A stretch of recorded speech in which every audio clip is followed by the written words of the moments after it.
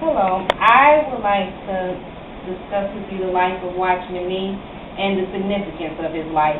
Watchman Nee's life was significant because he revolutionized Christianity in mainland China.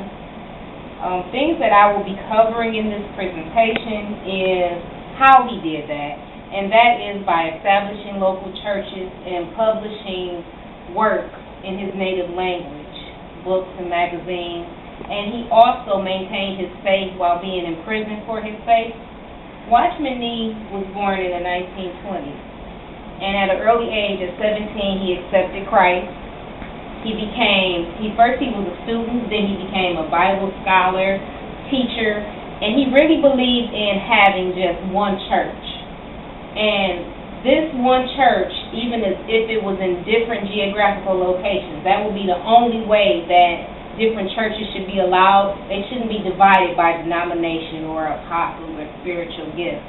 He didn't really believe in that. And so under his time and of his ministry while he was alive, there were over 700 churches that were established in mainland China. And this is significant because this was a time of communism.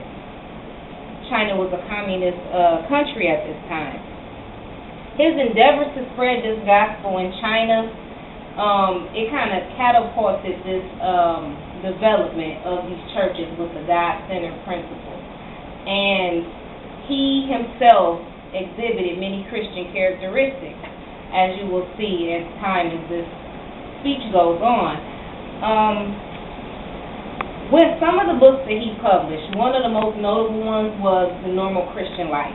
The Normal Christian Life was centered on the book of Romans in the Bible, and we talk about now in Christianity the Roman road to salvation.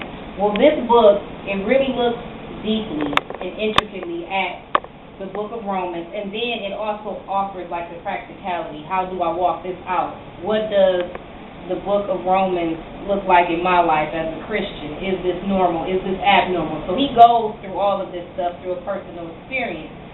And another book is The Spiritual Man, which is actually 3 volumes. It's like 700 to 800 pages long. And the instructions he gives for reading this book is that you should just read it straight through as quick as you can the first time.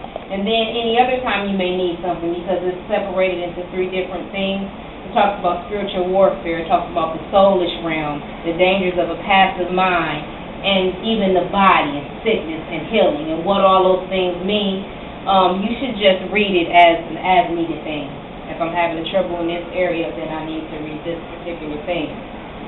And the one thing that made his life, I would say, was just the epitome of everything, was when he was in prison for his faith. It was very volatile over in China at this time, where they wanted to dictate things. And Watchman Nee just kept saying, I profess in Christ, I believe in Christ. And he believed, he was so sold out for his faith and in his life that when the communist officers came to arrest him, he didn't resist arrest. He went with them, just only saying one thing, that he believes in God. He believes in Christ. So they arrested him, they tried him, judged him, found him guilty, and they imprisoned him. Now, he was sentenced 4 years after he was arrested, and then at that time, he was sentenced to 15 years. He ended up serving the last 20 years of his life in prison for his faith. The guards and all the people that were around him report that he continued to believe in the Lord. He would sing his psalms and his songs, and he would just write. He always had paper to write. The only person that was permitted to see him while he was in prison was his wife, and she ended up dying while he was in prison. So, upon his death, and this was on May 30th, and he was still in prison, and this was 1972, the guard found a scrap of paper on his bed. He had very few belongings left, and the paper read, Christ is the Son of God, who died for the redemption of sinners and was resurrected after 3 days. This is the greatest truth in the universe. I died because of my belief in Christ. Watchman Nee. So, as you can see, Watchman Nee was a key contributor to Christianity in mainland China. And Watchman Nee, I just want to show you what he looks like. This looks like an average guy, and even though he looks average, just like we look average, he still practiced what he believed. The reach of his ministry can also be shown by this chart here, which talks about just the different people that were impacted and set up under this church. And there's people in Africa and Asia, and it just gives numbers. And these statistics are from the World Christian Database.